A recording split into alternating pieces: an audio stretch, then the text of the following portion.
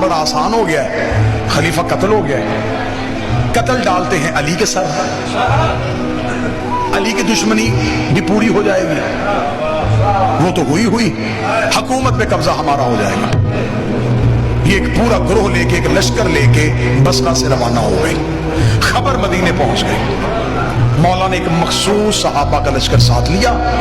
अली ने रस्ते में जाके कहा इन्हें मदीने दाखिल होने से पहले रोके। रस्ते में एक मैदान में जाके दोनों फौजों का आमना सामना हो गया, क्योंकि वो जो आई थी वो ऊंट पे बैठी हुई थी। ऊंट को अरबी में जमल कहा जाता है। जिस मैदान में जाके वो ऊंट रुका उसे कहते हैं मैदान जमल, जिसकी वजह से ये जंग मशहूर है, जंगे जमल। अब वहां पे आके ऊंट खड़ा हुआ। ऊंट जब खड़ा हुआ तो उससे पहले रस्ते में एक लाइन मैं भूल गया, मैं एक लम्हे के लिए वापस आता हूं। एक जगह पे गुजरते हुए इस ऊंट पे कुत्ते भौंके थे।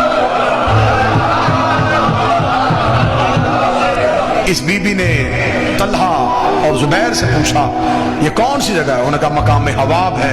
इसने लर्ज के कहा आधी रात को मुझे मोहम्मद ने जगा के कहा था जिसे मकाम हवाब के कुत्ते भौंके वो हक में नहीं।